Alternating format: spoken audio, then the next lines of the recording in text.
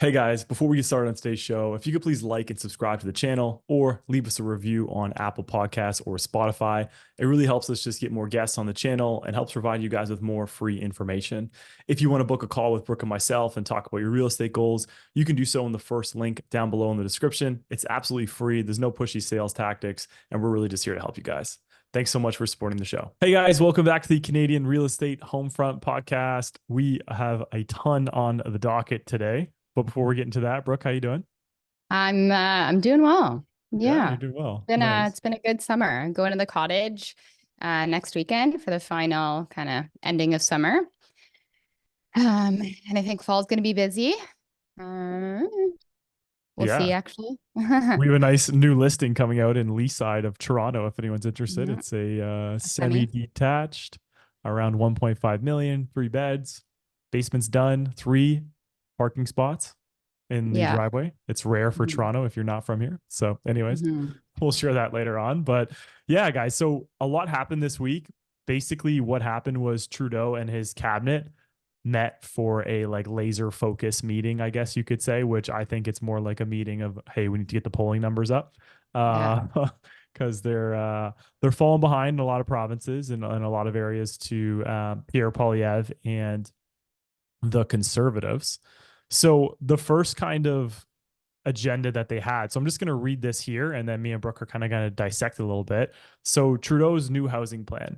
The federal government is leasing government owned land to private developers to build affordable housing and has released a new map to show where these homes could be located. The Liberal government announced on Sunday the launch of Canada's Public Land Bank, an interactive map designed to showcase federal properties available for housing projects. The plan involves repurposing Canada Post, National Defense, and other federal offices to create new housing across the country.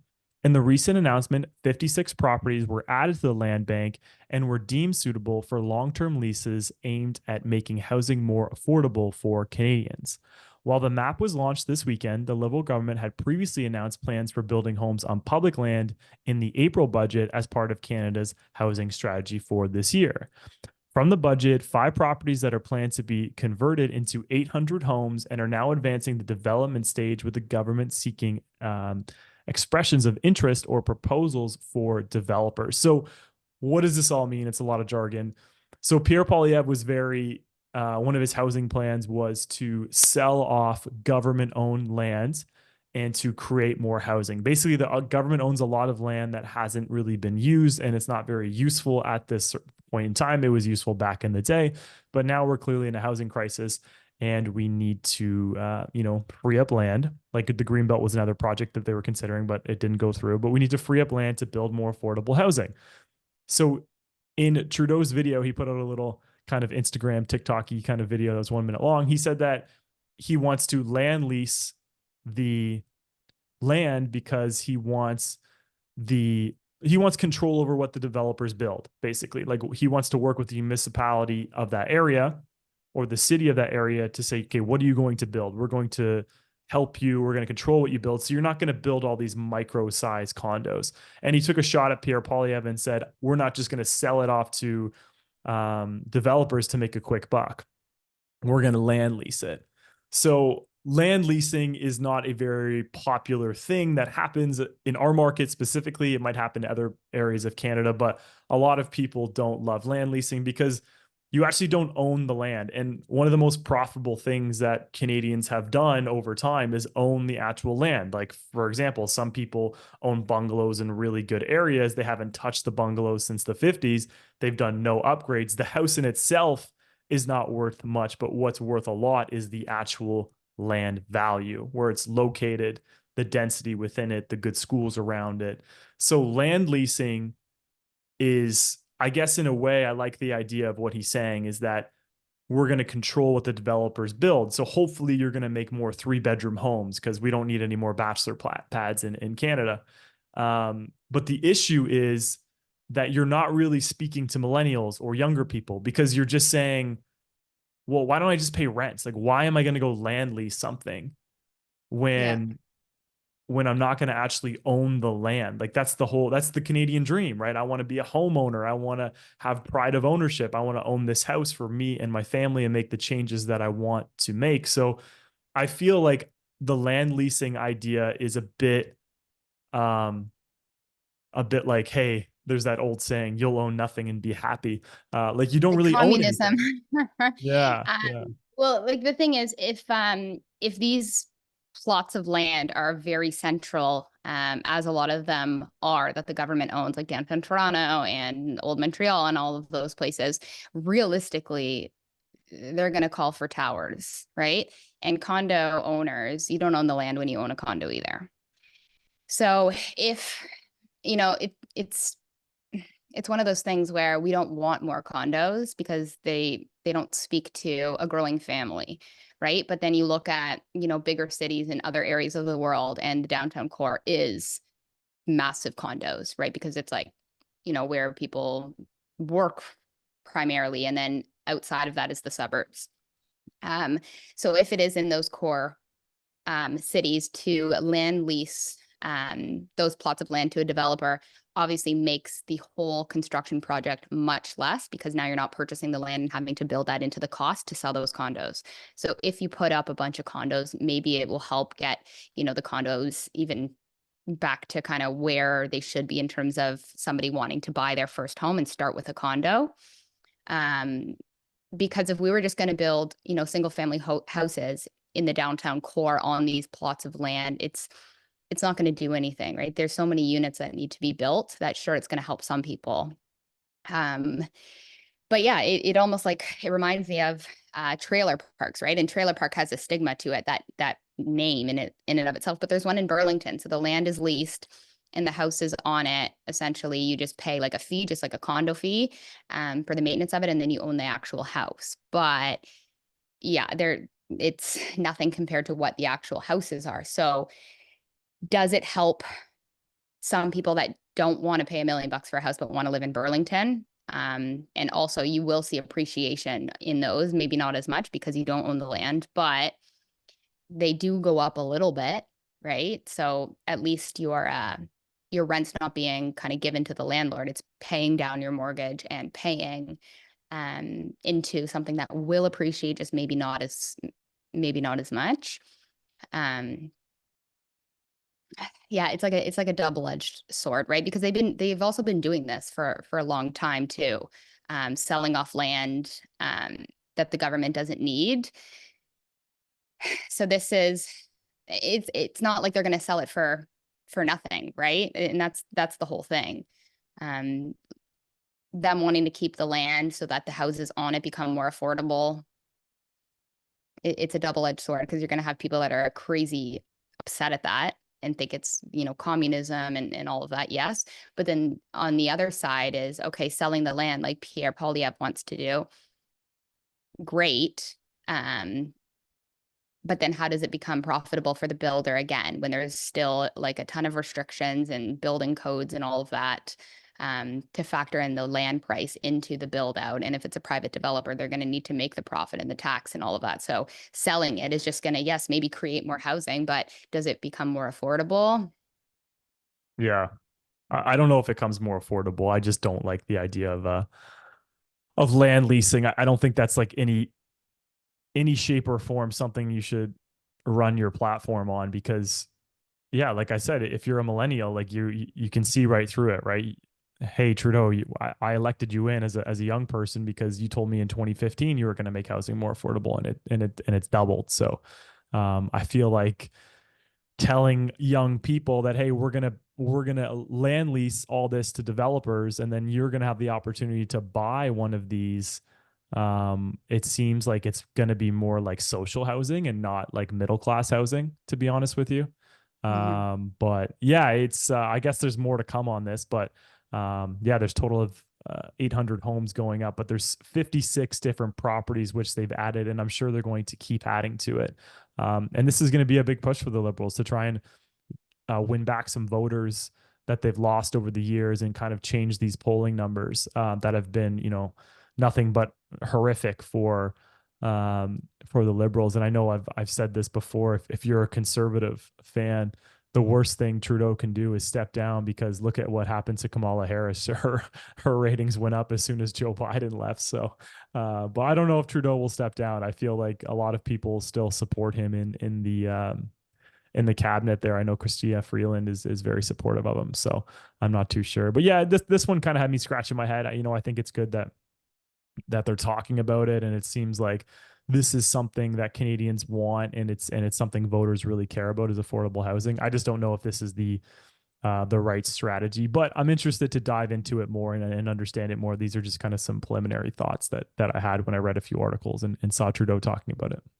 I don't like the premise behind it, but it will create more affordable housing. It will, right? Yeah, but not It will. ownership. This is No, where I like to no. really, I want Canadians and young people to um, you know, vote in a way where they can have ownership and they can raise a family, because that is the Canadian dream. That's what you and I grew up with. That's what our parents grew up with. And to take that away, I don't think is very fair. And it's evident in our productivity. It's evident in our birth rate. It's evident in people moving around provinces.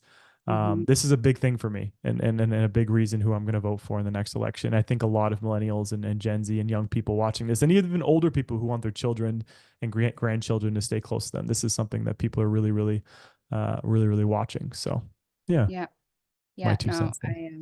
I agree. Yeah, I don't like the whole premise behind it, but some people will like that they're doing that because they just want a house with a roof on their head that they can afford the monthly payment, right? Mm-hmm.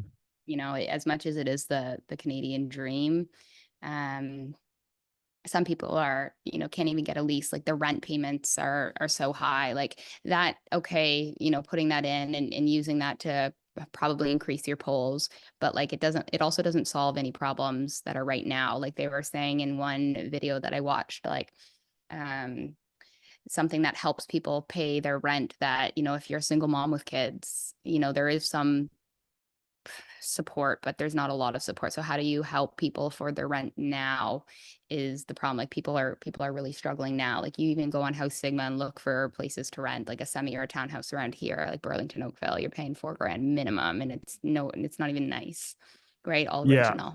Yeah. So like Trudeau's been talking heavily about it'll go into our next topic, but he's talking about like helping Canadians, and he wants Canadians to know that he's there for them, and little things like that. But he's really had to change his tune, right? Because Pierre's done such a good job of being like, I'm gonna bring back the Canada that we all knew back. Like that's what I'm here to do. And it's a little bit crazy because you look at some of the benefits that non-Canadians get, like asylum seekers and stuff like that. I don't want to get into the numbers because it is very, in my opinion, unjust. But that's just my opinion. I think there's a lot of other people who need a lot of help in Canada right now, and we need to focus on heavily, like the single mothers, like the people addicted to drugs, veterans who can't afford the cost of living, longtime taxpayers who have a pension, it's not paying for their life, little things like that. But anyways, our next topic here is it's not fair. Canada to reduce the number of temporary foreign workers to combat misuse and fraud. So we talked about this last week on the Right. podcast. So Trudeau actually went a bit further, and Mark Miller, the immigration minister. So it's really interesting. I'm going to read the couple I'll headlines read here. it. I have it in front of Oh, you have me. it? Okay, perfect. Yeah, read it I in do. front of you there. Yeah. Um, yeah, I've seen a lot. I've seen a lot of people posting about this. Like on Mhm. Instagram, I open it and like this is one of the headlines, even bigger than the one that we just talked about. For sure. Okay, so Prime Minister Justin Trudeau says the government is reducing the number of temporary foreign workers in Canada and encouraging businesses to hire Canadian workers. So it's like completely Total changing. opposite. Yeah, total It's opposite of what ridiculous. what he used to say. He used to say, what was his one famous line? A Canadian is a Canadian who's a Canadian, and something like Right. that. And now it's like, yeah, he's totally changed his tune. Yeah, it's confusing, right? I feel like when you're trying to be a leader, the worst thing you can do is confuse your audience. And I learned that in my own business, right? If I'm confusing and I can't relay my point on where the direction is that I'm trying to help a client get to, or et cetera, even my own team, it doesn't create confidence. So him jumping ship to the complete other side is like, okay, well, now are you just saying what I want to hear? Um, right. And is this just for, political power because you're just trying to say what speaks to the most people, where you're maybe losing your polls, etc. But okay, to continue, according to the government, the temporary foreign worker program has not been used for its sole purpose of hiring qualified Canadian workers. That is why Employment Minister Randy Boissonnault says the government is taking further action to eliminate misuse and fraud. He says that measures should reduce the number of temporary foreign workers in the country by 65,000. We no longer need as many temporary foreign workers. We need Canadian businesses to invest in training and technology and not increasing their reliance on low-cost foreign labor. It's not fair to Canadians struggling to find a good job, and it's not fair to those temporary foreign workers, some of whom are being mistreated and exploited. The federal government says it will refuse to process applications for low-wage foreign workers in metropolitan areas with an unemployment rate of 6% or higher. In addition, it says employers will be allowed to hire a maximum of 10% of their total workforce through the TFW program. The maximum duration for workers hired through the low-wage stream will be reduced to 1 year, down from the current 2-year duration. These changes will be implemented on September 26th. The only exceptions include seasonal and non-seasonal jobs in food security sectors, construction, and healthcare. Yeah. So, it's a huge change, right? It's like we went from, we're going to let in, you look at the targets that the Liberals are trying to hit. It was, 500,000 a year, not including international students and different programs that are out there. And now all of a sudden, as Canadians have really opened up and talked about this productively, now all of a sudden we're seeing this change. And, albeit it's a bit late, it is good change. I remember me and Foch, and you were at that podcast, and we posted a video about, this was about a year ago, maybe, when we first started this pod. Foch came on pretty early, and we were saying that this system hurts everybody because we're not ready for it. We're not ready for so many people to come in because of our healthcare system, because of housing. Canada's just not prepared for this. And we got called all sorts of names, terrible things, XYZ. I remember reading in the comments. And now you look back and all you think is people try to have conversations and then they get called different names because they're trying to point out something that may be valid, maybe not, maybe it is. But the point is that free speech allows you to open up and have a conversation as long as you're doing it within the confines of the law. And this is where things got so unproductive that you would be called a racist. You would be called all these names because you were saying, hey, as a realtor, I was noticing there's too many people trying to get housing, right? There's 25 offers on a house, or there's 25 offers for a lease. There's, the system has been pushed, and it's been pushed way past the line of return. And now, we're seeing all these political figures change course. A lot of Canadians, over 60% of Canadians, think immigration is too high.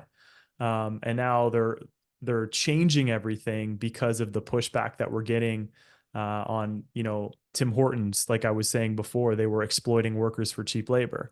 So who's really benefiting from all this, right? Like, you as a Canadian, you're not benefiting from all these people coming in. The people coming in aren't benefiting because there's not enough jobs or housing. So it's really these big billion-dollar corporations who are benefiting because their bottom line is getting better. Their stock price might be going up, or their profit might be going up. So you really peel this back and you go, holy crap, like the people are getting screwed, but the corporations are the ones saving money or making money, and their profits are just going up. So I hate to be so blunt, but I've been pretty passionate about this for a long time. And I know other podcasts like the Looney Hour, like Dan Foch and Nick Hill, even Tom Story, all those podcasts have been talking about this same thing over and over again. And finally, the Liberals are doing something about it. Yeah.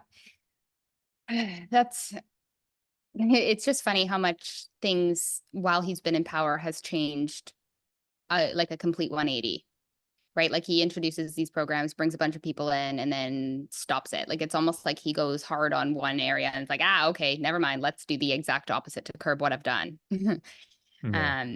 But I get it. I see this and I hear about it all the time. And, usually immigration is good for the productivity of a country. Usually it contributes, to us being a more productive country. The states do a better job with it.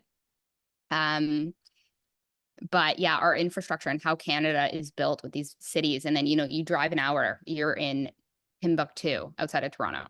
You drive north. I mean, maybe not an hour, but an hour from Oakville, let's say, north, you're in the middle of nowhere. You can't live there properly. You're in cottage country.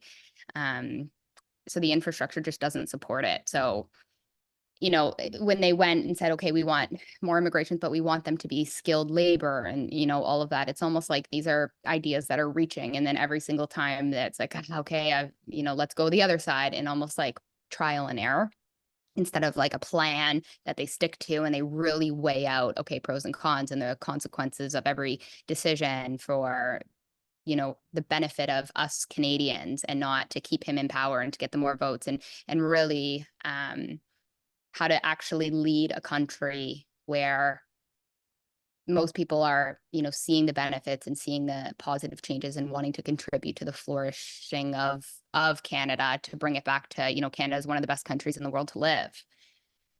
Um, Yeah. so, like every time I listen to political debates, I just shake my head, honestly, because it's a lot of drama, really. And that's important too. It needs to be done. But it's like even Pierre Poilievre, okay, he's going to sell them. Okay, like if we followed and played the tape forward, because decisions that are made today don't really come into effect until however many years down the line, and then that's Yeah. going to create its own problem that are going to need more solutions. So it's, you don't think it's that hard of a job to do to play every tape forward and just look at and have those meetings where the housing minister, the like every finance, everybody is at that table, and you play the tape forward and what benefits Canadian citizens the most in what policies. And obviously every decision is going to hurt somebody else. It's almost like the country's so divided Mhm. that one decision will affect these guys over here and one decision will affect these guys over here. And so every little change that they're making and coming out with and announcing another thing, it's always divided. Some people like it, some people don't. And it's about how to preserve and, create a life, like a lifestyle for Canadian citizens that, even though we're in a time where things are hard, how do we get through that, and what's the end goal? Because Yeah. he's announcing these things, Lord knows he's going to change something again in 6 months. So people are confused. People don't know what to do. There's no plan in place. And when there's no plan, like people always say, if you plan to fit, if you fail to plan to fail. So it's Mhm. like, yes, these are plans, but is there, that 5 year, okay, this is why, this is what it's going to lead to, so that, as a blanket, Canadians kind of, benefit and people can see the reasons behind it, even if maybe they're, you know, not really affected by it. Like Yeah. baby boomers are not necessarily affected by it, but like, you know, Yeah. So when I say this, I'm not blaming the housing crisis on immigration. I'm not. If you ask me what's the problem with Canada's housing crisis, there's many answers to that question. But if you have too many people chasing too few goods, what happens is the goods become scarce and people bid up the price of those goods essentially, right? supply and So demand. yeah, it's very much that. So I've been saying, I don't know if you've listened to this podcast a lot, you'll hear me always say, what if we focus on the demand side of the equation and stop saying, oh, we're going to build 500,000 homes a year when we've only ever built roughly 240,000 or maybe 250,000 a year. And what I foresee going forward is that if we, demand rent is cooling across big cities, right? In Toronto and Vancouver, it is cooling in these bigger cities, and a big reason for that is because it's hit this threshold, in my opinion, that it's so unaffordable compared to our incomes that people are going to other countries. Sorry, yeah, other countries, but they're going to other provinces, which is pushing up their prices. Ask Alberta, how's it going over there?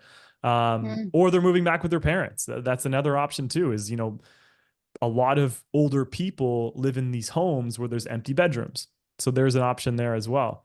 But my whole point of this is that if you cut off these things like temporary foreign workers and you cut off the amount of people coming in, international students, they haven't really touched on immigration, like people actually coming here and not coming through like the foreign worker program or as an international student, you will see demand fall for rental housing and potentially resale housing. Usually when immigrants come here first, it takes them about 5 years to get into the market, but you should see an alleviation on rent. Like we should see rent drop if they actually stick to getting these numbers down to manageable numbers, right? Rent has gone up way too much versus income and wages. So that's what we should see. It's going to take time, right? Like you still have too many people in Canada chasing too few homes. But And it is hopefully, crazy. Sorry to interrupt. no, go Go ahead. ahead. Like it's crazy because our population is so small compared to other countries. Like I see things in on Instagram in China, and do you see what they live in? It's Some of a, these places. yeah, I just don't like the comparison, to be honest. I don't either, but Yeah. like you like the We don't want to become the next China. we don't. And that's what I'm saying. It's like, holy Mhm. crap, people are shoving themselves just to bed, like row beds. And it's like, is that their solution? And what do they do outside of those downtown cores where people are doing that? Is there a country that we can almost like look at and be like, okay, like they're doing something that, is working for them? Because there's always, we talk about the problems in the States. Australia's housing is absolutely crazy too. And then there's, a lot of third world countries outside of, Europe and parts of Asia. Um, is there a place where it's like, wow, they really got it? And what are they doing differently? I think Australia is seeing a huge influx as well because they also have large immigration numbers like we do. And we've tried to tax people, right? The foreign buyer ban, it's not working. Clearly, all these taxes aren't working. So what needs to happen is you need to control the demand side of the equation, and you need to focus on the supply side because we focus on demand for way too long, right? We've let a lot of people into the country without a housing plan. Technically we were already in like a pretty unaffordable environment for housing. I mean, I wish we could go back to those times because they were so affordable compared to today. But if you control the demand side a bit and then you focus your efforts on supply, so okay, how do we incentivize builders to build more units where people are going to have children in them? You can have 3-bedroom condos. It's possible. They're out there. They're all over Europe. So you can focus on that side of the equation. You're going to work with builders. You're going to remove these exorbitant development fees that are way too high. You're going to make their performers work. And we're going to get more homes built in this time while we control the demand, right? Like focusing on that skilled work coming into Canada that we need, like doctors. I think we would need construction workers if we were to get developers going more and these projects off the Mhm. ground, and healthcare as well. We have a big challenge with healthcare. That should help alleviate some pressure off of healthcare as well if you have less people coming into the country.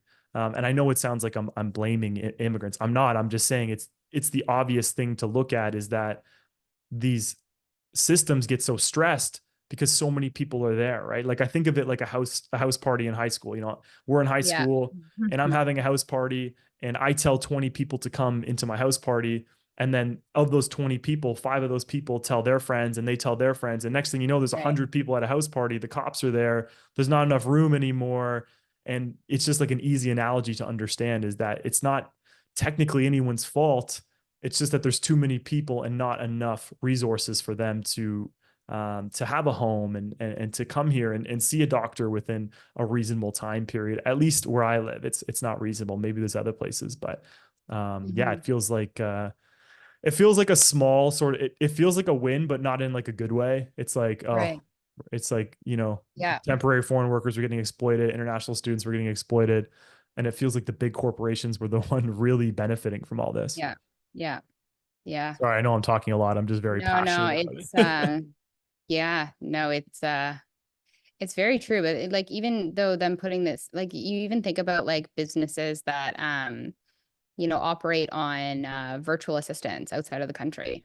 Like that still happens a lot. Like businesses grow their productivity the more people can virtually work. Like a lot of businesses are digital now. There's not many storefronts that you see that are not also online. Mhm. And if it's online, you don't need somebody in Canada to work for you.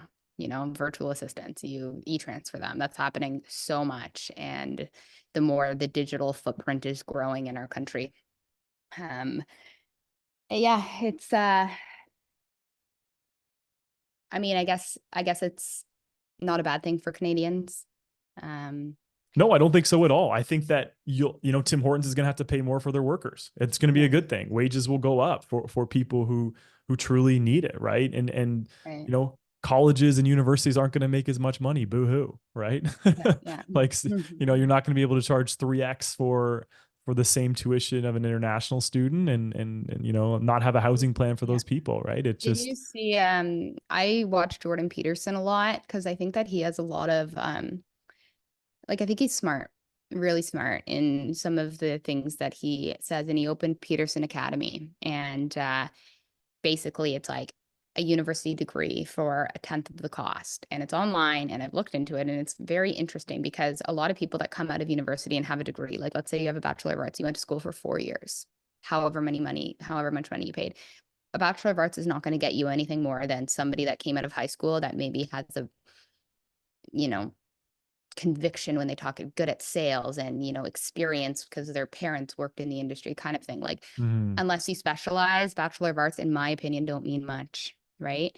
And I hope that it continues to lead more into these more specialized, like the Peterson Academy. You get educated for a tenth of the cost and you can specialize, because a Bachelor of Arts, unless you're very good at something, like realistically, it, like for yeah. example, if I'm hiring support or an admin or somebody, like I see all these applications come in and they have a Bachelor of Law and I'm like, holy crap. And it's like, I'm like, holy crap, you're like overqualified for this, but you're applying it. But then you see another realtor or another application and it doesn't have that, and I'm not choosing the one that's more educated over the other one, because it's like, who am I gonna, like, in a business sense, right? Mhm. Because a lot of the times the jobs that people do, it's like once you figure it out, it's not like it's crazy complicated unless you're in specialized trades, right? Where you really need to be educated to be able to build a house and know everything. But like things like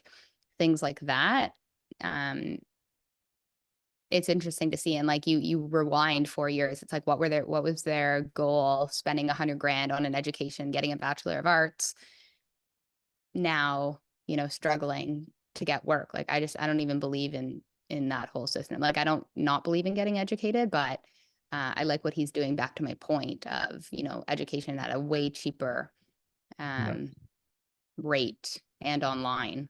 I think that what you said makes a lot of sense. I think that a lot of people do, and they go through these academies and schools is because like that's what everyone did, and that's what their parents did, and their parents turned out pretty dang good. So I feel Yeah. like a lot of people just go through these programs just to say you have a bachelor's degree. But I do think that university teaches you a few things. It teaches you how to meet new people, which is really Right. important, It's and not a it teaches bad, you. right. No, but it's an expensive lesson. So I understand what you're saying is like it teaches you how to meet people, and it shows the employer that you are dedicated to something for 4 years and you completed it. But what could really change is that, especially in business programs, is introducing co-ops, like having the opportunity to get some work experience, Yeah. go work for an accounting company or go work for a marketing company where you spend a semester really submerged in it.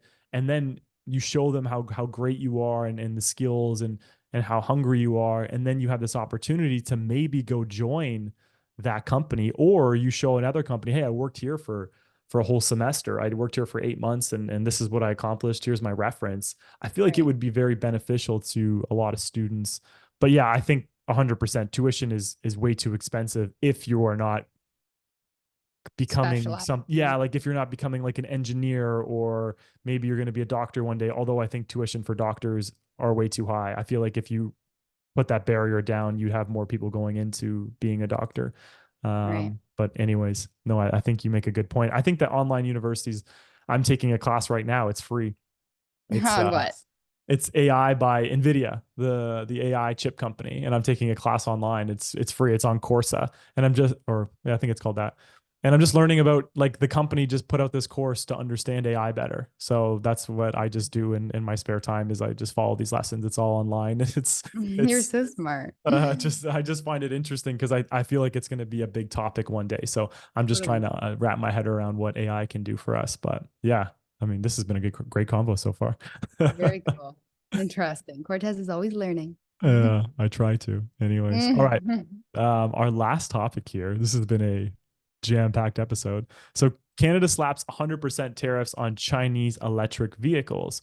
Prime Minister Justin Trudeau announced on Monday 100% tariff on Chinese vehicle imports, matching US measures seeking to fend off a flood of Chinese state subsidized cars in North America, accusing China, one of the world's largest exporters of electric vehicles of not playing by some of the same rules as other countries in areas such as environmental and labor standards. He also unveiled a 25% surplus on imports of steel and aluminum products from China.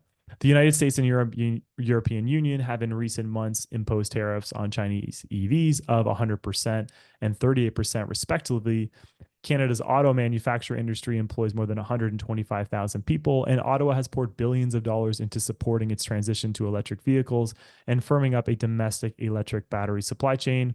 The EV surtax on top of existing imports and duties of 6.1% will be imposed on October 1st. So Beijing didn't like this. They respond and said they strongly are dissatisfied by this tariff. This move is typically trade protectionism and politically motivated decision.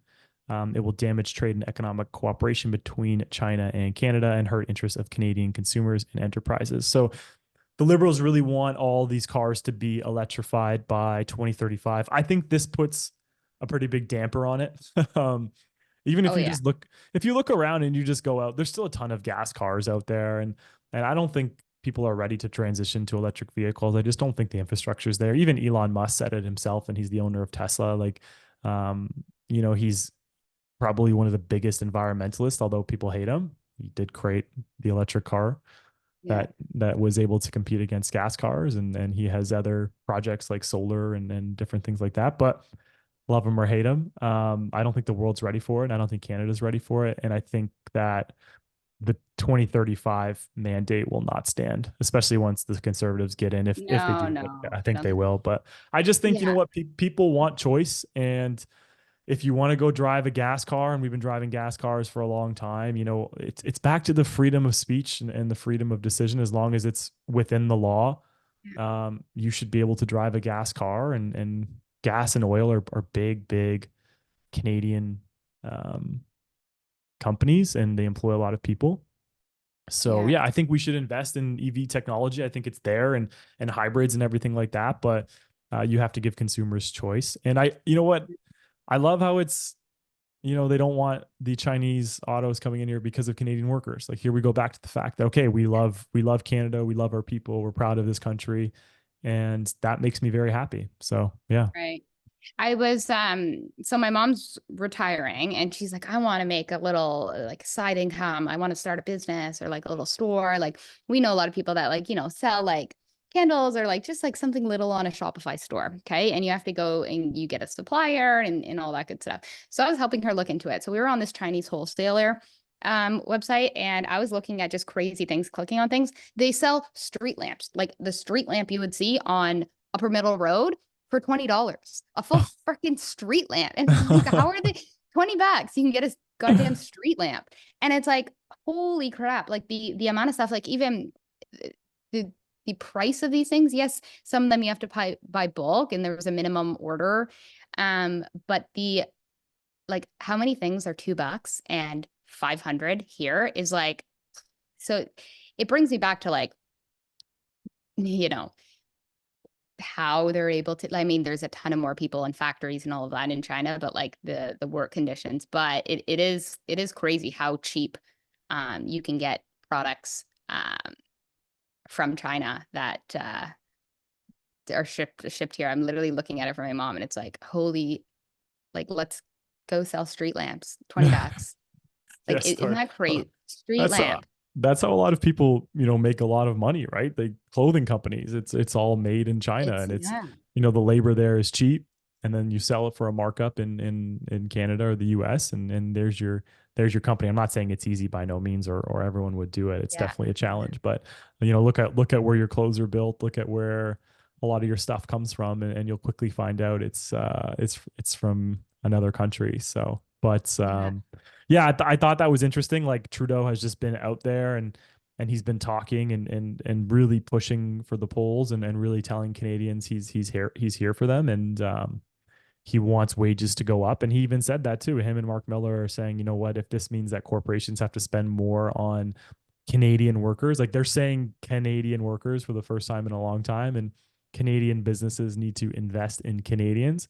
We haven't heard that in a long time. Honestly, we've Right. had this big divide in this country of left versus right, and I think that what it all comes down to is that we're all Canadian and we all want to make a living. And a lot of millennials, which I'm very passionate about, um, want to have children and they want to have a home. And that's very, very hard to do right now. And that's a big thing that I'm voting for. And there's going to be someone else who votes for a different policy and doesn't care about my policy. And that's Right. okay. That's And that's okay. okay. And that's what we need to understand is that everyone has different opinions and it's okay to have a different opinion from someone else and still be able to go have a beer with them. Like that's okay. 100%. You know what they do in Australia? When you get a work permit, you can work there, but you have to, if you want to stay for the second year, you have to like go work on a farm or something. Yeah. Yeah. A lot of my Interesting. friends left because they weren't willing to do that. To work on the farm. Well, Yeah. and then it like helps, Weed it's like, people okay, out. right. 100%. It's an And interesting policy. I know we need foreign farm workers. I know we do. I know it's important to have certain jobs that can't be filled by Canadians, but um, it's for me. I saw this issue a long time ago when I saw how many Uber drivers were in Toronto on the bikes, and Hmm. they, it went from like before COVID, it was none. Like it was like Yeah. you saw an Yeah. Uber driver, it was very rare. Now you just see so many young Indian men for the most part with these electric bikes and they're grinding, like they're working really Yeah. hard. Don't get me Yeah. wrong, but it's a telltale sign that there's so many of them that the prices are going to come down. There's never going to Mhm. be a surge and they can't get jobs anywhere else that are paying enough, right? Like Yeah. they can't get it. Maybe all the Tim Hortons jobs are full or something like that. And they're probably students to be honest. So they probably can't even work full time. That's a rule. So, but anyways, I've been a big proponent of this and I think it's good that we're talking about it. And I love the fact that there was a lot of media coverage on it and they Yeah. were pressing Trudeau and they were pressing Mark Miller and asking them the tough questions, being like, do you think this was a mistake? Did you do too much? Because we want truth and we want transparency and Right. holding our leaders accountable is important and our news needs to do that because they're the Yeah. only ones allowed in to ask them questions. I wish we had our little news channel. We could go in there and talk to them, but we Yeah. don't. We are not allowed in there. So, but yeah. Yeah. Anyways, it was a good. I think it was a good week. Some good stuff that was announced, and yeah. How's the real estate market? I it's it's pretty like things are still happening. Like I still feel like my days are busy, but um yeah, no, it's definitely slower and that's okay. I think that that'll pick up. It's cyclical. We've Mhm. experienced markets that are like this before, and it's just about, you know, clients could very well be in a position where they're struggling and just kind of mapping things out and thinking more long term and like how much pain are we in now? Like what immediate things need to happen and kind of conversations surrounding education, because a lot of people got burned as the market changed in the past couple years. But no, it's definitely slower. Not a lot of people are selling, and even just like the cost of selling your house and then downsizing and moving, and people are just staying put. And there's still a lot of people struggling with their mortgage payments having tripled, and just trying to hold on and hoping that the rates will come down even more, and just trying to ride out this wave. And I guess planning for different trajectories than they had projected previously in terms of their rental properties and growing a portfolio, and people just trying to navigate as things change and pop up that maybe weren't expected. And so I think a lot of my conversations are surrounding that and just being supportive and just kind of mapping things out for people, because it'll happen again. There'll be another crazy surge, right? It will happen again. It's cyclical, and people are trying to time the market, I think. Um, Yeah. So where are rates at? So like a 5-year fix I was looking this morning is in the high. You can get something under five now, which is, something yeah, I know it's still not yeah, like the ones that we saw, but say rates were like two, that was good. You're still looking at double the amount, 150% more for a rate. yeah, Variables at about 5.75, so that's under six. I have a 6.5 rate 3-year fixed on my condo. That's how mhm, high rates once were. And that's the, in my opinion, was like the best I could do. Now, yeah, as rates are coming down pretty quickly, if I do see rates in the threes, and if someone else is in the same position that I'm in, I'm going to look to break my mortgage potentially if it makes sense, and see the delta on there. How much does it cost me to break it early?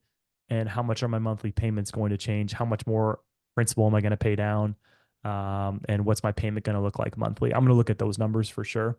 But yeah, I mean, what's on the horizon? Look, our economy stinks. So that means rate Mm. cuts. Yeah. The US is cutting rates. Jerome Powell is going to cut rates in September. The question is it 25 basis points or 50 basis points? And what happens in those environments when rates get cut? People pull out of bonds because the Yeah. yields aren't as good, and they go back into more risk assets like tech stocks, like crypto, and Right. even like real estate if the numbers start to make sense. Yeah. And maybe they might start making a little bit more sense for investors. Maybe too many people got burned. They're scared to get back in. Who knows? But Right. um, I don't think anyone's going to be taking variable anytime soon. Although, if you speak to a smart mortgage agent, maybe it might not be the worst case scenario. But anyways, that's kind of what's going on in the economy. Is that we're going to see more rate cuts. They're coming down the pipeline. Yeah. People are definitely delinquencies are up. Yeah. And we're going to see some people and some the banks sell some homes, but I don't think there's any, fire sales per se, No. unless you can Exactly. wholesale something and get Yeah. something off market. My Exactly. my buddy does that, and he gets some pretty crazy deals off market from people who are just desperate and they need to sell. So, Mhm. but that's a Mhm. very niche market. We It don't is. have access to those deals, and if we did, we'd buy them ourselves. So. Yeah. Exactly. You don't see them a lot. No, you really don't. Yeah, it's not like the 2008 crash or Yeah. anything like Exactly. that. Mhm. Anyways, you got All anything right. else? No. That was a good episode. That was lots Hmm. lots there. Yeah. All right, guys. Thanks so much for watching. We have been getting calls booked again, so people are booking in. We love when you guys reach out to us and want to work with us. It's definitely a big driver of our business. So please book a call down Hmm. below in the first link in the description. We'd love to help you guys and kind of navigate your real estate needs. There's no pushy sales tactics. Don't worry about that. So yeah, reach out to us. First link down below in the description. If you can like and subscribe, it helps grow the channel. It helps us get bigger guests on. And if you guys could leave a review on Spotify or Apple Podcast, that helps as well. So we appreciate the support. Let us know what you think down below of Trudeau's new kind of Yeah. announcements. I know Get the many comments people. going. Yeah, we have a lot of. I posted a lot on Instagram about it, and a lot of people are just like, too little, too late. Yeah. This guy's some terrible word that I'm not going to say here, but Mm. we get Yeah. a lot of No, that. I But see. no, let us know what you guys think down below. You think it's going to help or not? So we'll Yeah. see you guys next week. See you.